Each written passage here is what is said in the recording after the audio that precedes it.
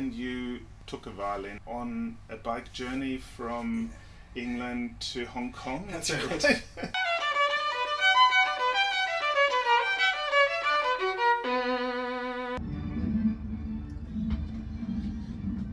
Good mornings. I'm about to do the finishing touches on it. I'm just going to go and grab it. So I just want to have a last check, make sure everything's fine, that I'm happy with it. So that goes. I put new strings on too, so I've got it all like finished and polished. A lot of the pressure marks are gone. It's quite a large instrument. It's 16.5. It's got like those Guarnerius F holes, which are quite beautiful. Even the whole shape is, you know, has a reminiscence of Guarnerius. Yeah, so I'm just going to give it a try. This is totally sacrilegious, using a violin bow on a viola. I hope they get along.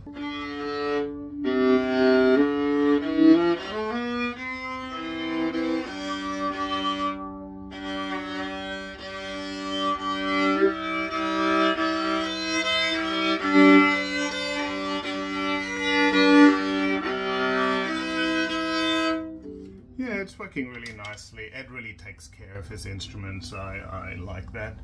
I just put some new strings on there. Big thing I did is I changed the tailpiece. But anyway, Ed is gonna, when he comes in, he's actually agreed to have a little chat because he's a really interesting guy. So I'm looking forward to having a chat. So he's done some amazing things. He's really putting himself out to, you know, support music making, which I really love. I actually think music really brings people together. Anyway, he'll be in shortly, so this is going to be fun. Come on in, Ed. How are you? Yeah, great, nice thanks. To see you too. Hello. Come on in. I've enjoyed playing this viola. Oh, great. Yes. Oh, that's good to hear. Yeah, it's nice. It's actually really opened up since. Fantastic. It hasn't been since played I've been. Yeah, it felt like it sort of hadn't been played for. Just grabs. You shrank my viola. Yeah, that's right. Olaf. Yeah. I asked you to make it better, not smaller. I'm sorry, it's okay, shrunk. Well, it's look when it's a travel viola, right? Yeah, that's it. But when I cleaned it. That's right. I probably shouldn't have used you the also hot broke cleaning, it. cleaning method. Anyway, here's your viola. Here's your real viola. Oh, doesn't it look beautiful? So I've got. Thanks, Olaf. So I just took care of the, you know, the hand patches. That looks great. Yeah, and a nice new that tailpiece. Looks so beautiful. Yes. It really does. You sure you don't want this one back? I really don't. There it is. Oh, that looks spectacular. Thank you so much. Welcome to Violin Shop Conversations. Olaf, thank you. Look, it's always such a pleasure to come round to your shop. Great. Yeah, it's a beautiful setting. You see the city. You've got the birds coming in. It's just lovely. Yeah, I do have the birds coming in sometimes. Occasionally, all the way, I've had to train them to stay outdoors. You know, the reason I really wanted to talk to you is you've had an amazing journey in music because you have that spirit of adventure as well as you know, the love for music. Yeah. And you've got a whole lot of experience. Yeah. So, just the first thing, what really got you into playing when you were just little, and you know, what got you interested? Well, I just loved the sound of instruments, and particularly the cello. Yeah. So I was born in the late '60s, so Jacqueline du Pré, you know, was really sort of high in people's minds in the '60s and '70s, and Mum had an LP of Jacqueline du Pré. Yeah. And we would listen to that LP, and Jacqueline was playing the Fond Paradis, the Sicilienne. And I just heard this sound, and it was just completely. It was like magic. It really was. It was like this siren sound. And unfortunately, I grew up in Shropshire in England, where at the time there were free music lessons. Yes. And unfortunately, my brother is a little bit older than me, and since I'm transgender and was born in a girl's body and was called Emma, I asked, my mum said, "Oh, what instrument do you want to play?" Because she was going down to school to sign us up for instruments. So I said, "Oh, I'd like to play the cello." And Mum came back from the school, and she said, "Oh, I've signed your brother up to play the cello. You're going to play the violin." And no. So anyway, I played the violin for a few years, for like 4 years, but I was a really dreadful violinist. So I got to my grade 5 and just scraped through it. And my teacher was just not that inspiring. And then this guy called Robin. But you must have always just loved the music like that. I did. I did. I loved the music. You mainly play on the lower string when you violin. Oh look, when I played in orchestras, because they had, the little starter orchestras, and I was always on third violin. And then somebody said to me, Robin Thirlby, who was a teacher at that time, he said, "Oh, why don't you try the viola? You've got big hands." And it's true, I do have pretty broad hands with big palms. And so I thought, well, at least this is a step towards the cello. And so I played the viola, and of course, going from playing violin number 3 in orchestra, I was playing the viola. And being one of sort of 20 violin number 3s, I was the only viola player.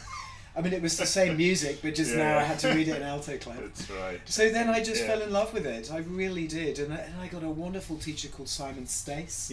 And I stayed with Simon all the way through to studying at the Northern. Fantastic. Yeah. Great. Yeah. And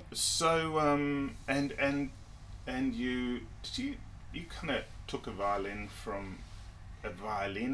on a bike journey from England to Hong Kong. That's right.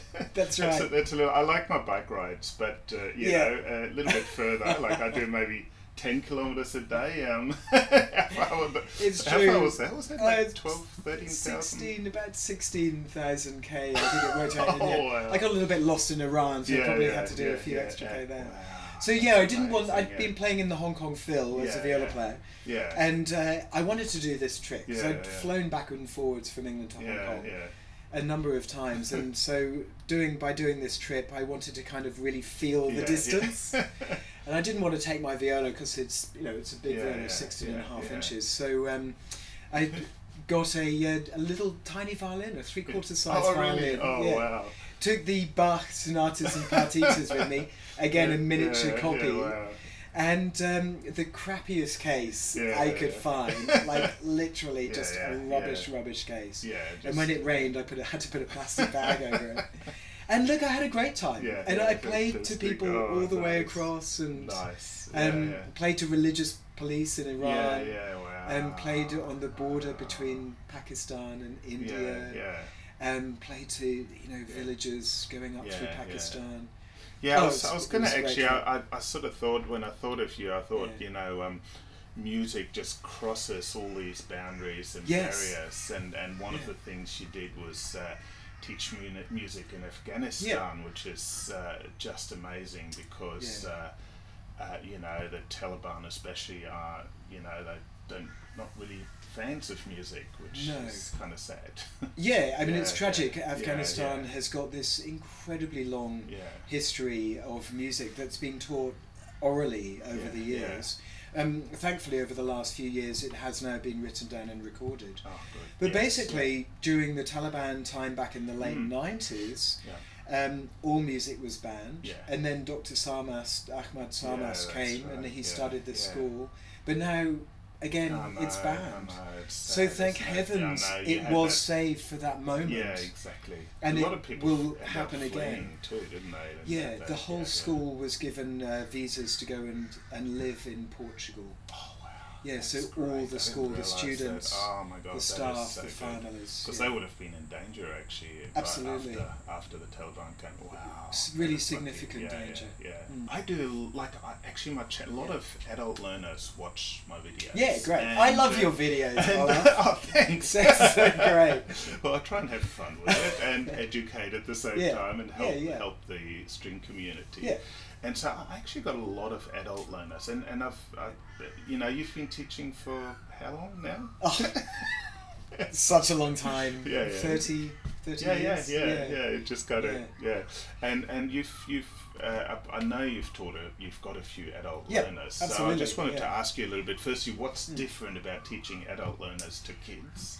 Well, look, I think one of the things that we have to remember as adults is to learn like children. Yeah, yeah. Because a child will grab an instrument and they'll just shove it under their chin or between their knees, and they'll just play it. You know, they'll just play the hell out of it, and they don't know anything else. Whereas for adults, often we've heard a lot of the instrument, we've seen a lot of the instrument, we know the value of the instrument, that's right. So we're very cautious, which is can be good, but then it can also be bad that we immediately are putting barriers between ourselves and having a good time making music. So I guess the first thing I would do would be to encourage learning like a child, which would be playing through a beginner sound. I personally don't believe there's a bad sound. I think that there's a beginner sound which develops and becomes more sophisticated. But you know, I mean, I've been playing for years. I will sometimes make scratches and you know, weird sounds, and it's because there's an element of experimentation. And I mean, you really took that to the next level too. I heard you learned the French horn for a while to do something totally different and get that experience. My poor neighbours, because that's a loud instrument. But look, they were actually very patient and could hear when I was becoming more sophisticated. But I guess the first thing would be to play the instrument that you really like the sound of. And then remember that we play through our sound. That we can't develop a sound if we're too careful. So we need to learn the weight of things. And for that, we need to almost sort of make a bit of a scrunchy sound, because we always need to be relaxing into the instrument and using gravity as our friend. Because the tendency can be when we're beginning is that we don't want to scratch or make any kind of nasty sounds. So we end up lifting. I don't know whether that might be something that you know, kind of maybe reminds people of things that they're doing themselves. So we end up going like that, and of course going like that immediately produces tension. And so it's sinking down into the instrument. Just wait till the neighbours are not home. That's right. And watch children. You know, children just don't care. And if we make a scrapey sound, it's okay. No one's died. No, at least probably. Well, there was just that one time, but it's only happened once. I can't help it. Nice. And what do you think are the big challenge? Apart from that one, what other challenges do you think adult learners have? I mean, I guess we have to pay our taxes. We have to go to a job. We often have our own children to look after. So it's carving out time for ourselves, which can be one of the great benefits, but also one of the challenges. I mean, I guess that's the thing, isn't it? That playing an instrument has in its own equal way benefits and challenges, because we want time for ourselves. It gives us time for ourselves. We want to create something beautiful, but at the same time we feel like we're not, so we start to judge ourselves. So I think that thing of allowing things to develop organically, not to rush it. Sometimes even if we're doing very regular practice, can still kind of feel like nothing's really happening. And to trust ourselves and trust in the process that stuff is happening. It's just, it takes a long time. But that's, I mean, that's really what, especially, and you know, you didn't pick an easy instrument, playing a stringed instrument, because you know, the notes aren't you know, marked, and so that's right. You don't have frets, you don't have anything to help you, whereas like on a piano, for example, it's a little easier. That's right. I mean, to be honest, I know that this is controversial, and some teachers say, oh no lines on the instrument. I do put lines on, but then I'm very aware that it shouldn't be a crutch. I always but tell, I think it's a good way to get started, because people sometimes ask me to put on lines, and I tell them, look, I can, but you know, it's really good to learn to listen. And so you start with that, but then you learn to listen and do the kind of do repetitive exercises, so you teach your muscle memory. That's right. And having all of your senses open. I mean, sure, maybe not smell, although smell in some ways, You know, you come in this shop and it smells so delicious that it just makes you want to play because it's very your stimulating. viola smells a bit like that varnish now too, I love which it. is nice. I love it when my violist had a holiday here. So it's getting all your senses going. I mean, and it's a little bit sight, although hopefully not too much, of course, hearing. But also very much the sensitivity of the fingertips. And feeling the vibrations here, you know, when we're playing really nicely in tune, feeling those sympathetic vibrations, seeing them on the strings that you aren't playing, and also feeling it in the bow here, which can then encourage a lighter bow hold. So it's opening up all of those senses. Not taste.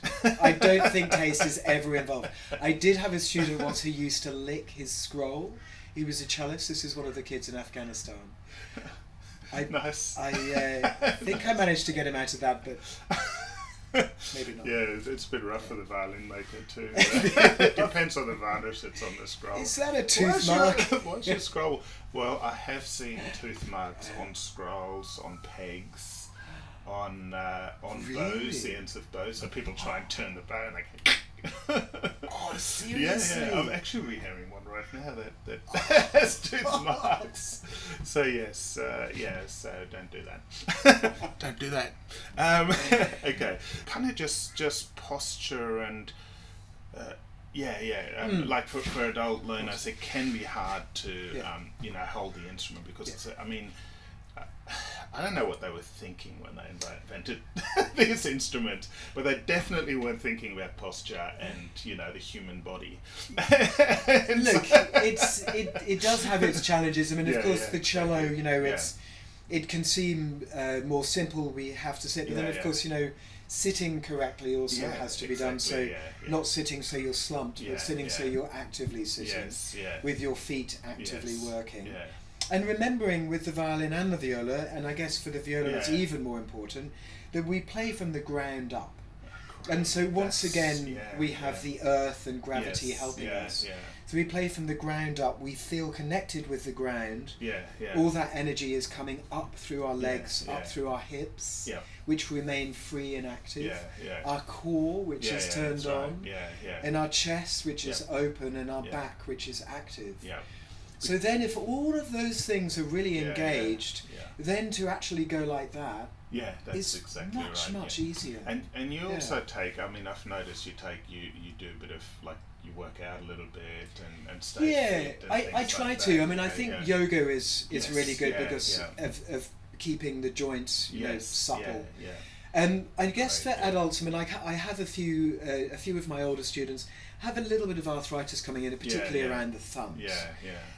So, you know, there's a few sort of modifications that we have to do for that, and a few exercises that I would get people to do, which I don't ask them to do. But there's still there's always ways around it. You know, there really are. And I find it just one of the most moving things that you've got somebody who's in their, I don't know, like 50s or 60s.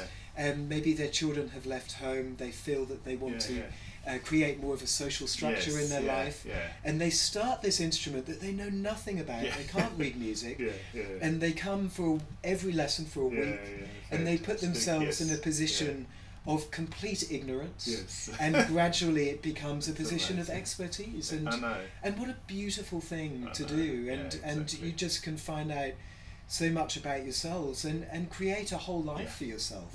You know, there's so many different ways that you can play your instrument. You can play online.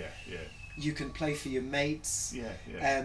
There's orchestras. You know, here in Brisbane, there's a wonderful Bard and Strings run by Anne Keenan. That's right. And you know, that's a spectacular place and such a safe place as well to go and play. So yeah, I mean, I guess if anybody's sort of doubtful, should I, shouldn't I? Then do it. Give it a go. Exactly. If you don't want to commit to buying an instrument, then you can always rent one, or it might be one to borrow.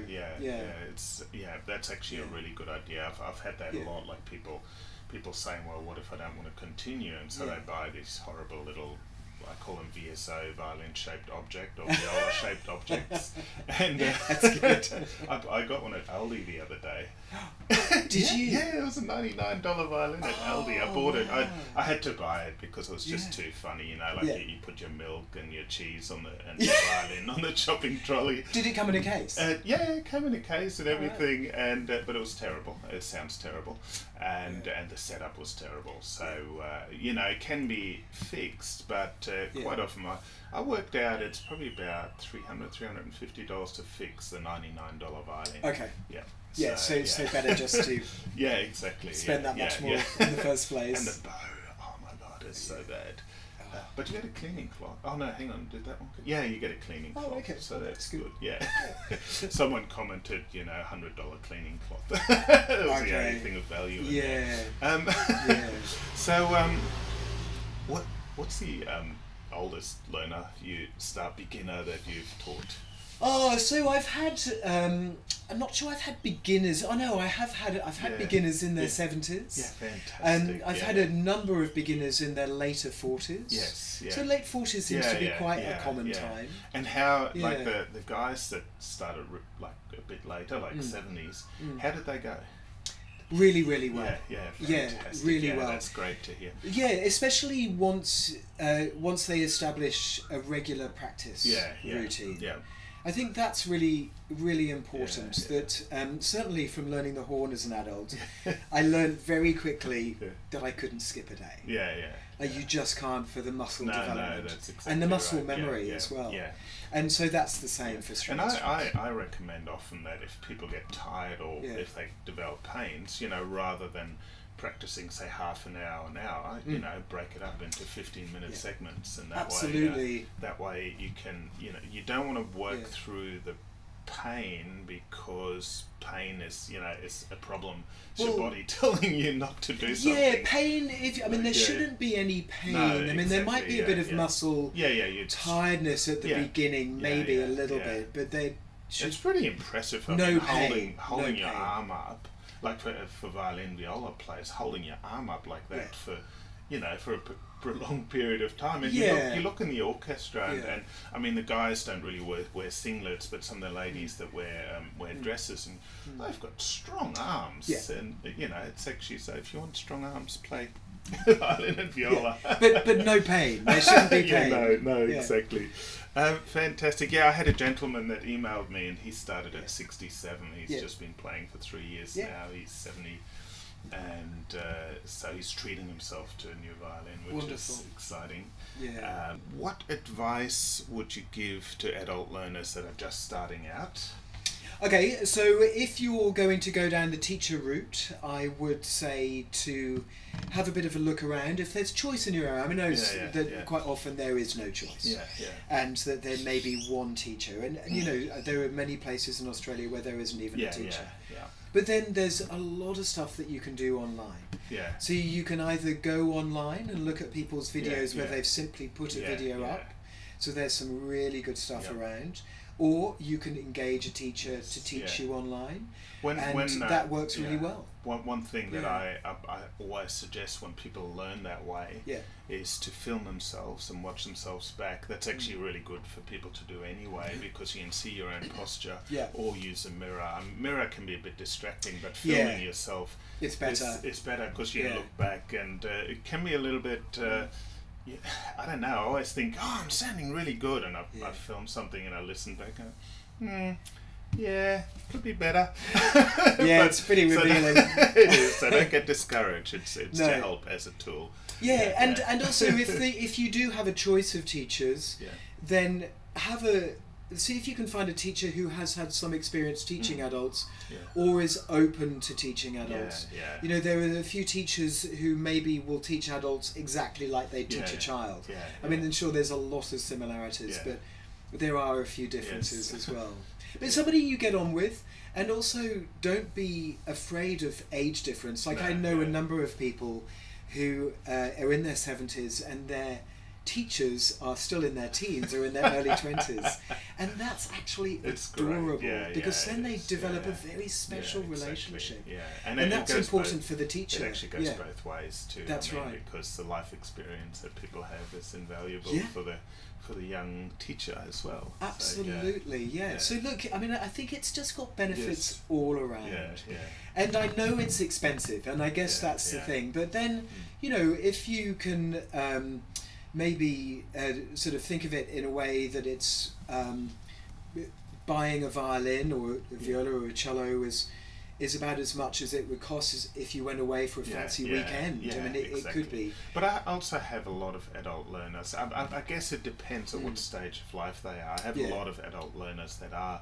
in their kind of above their 50s, and they just, you know, they just said, nope, I'm just going to do this properly.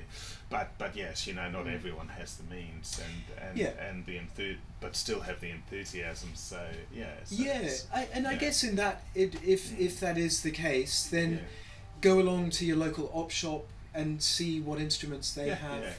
Put an advert in the local paper, you know, online, and see if people have any instruments that they that they might. The thing, I mean, I quite often, you know, like there's sort of a few things that are important when having an instrument. Like, I mean, that I always push, and that's making sure that the string spacing is even, that the string height is right, and the curvature is right, because otherwise you're just fighting an instrument. Okay, so what advice would you give an adult learner that has played for a few years?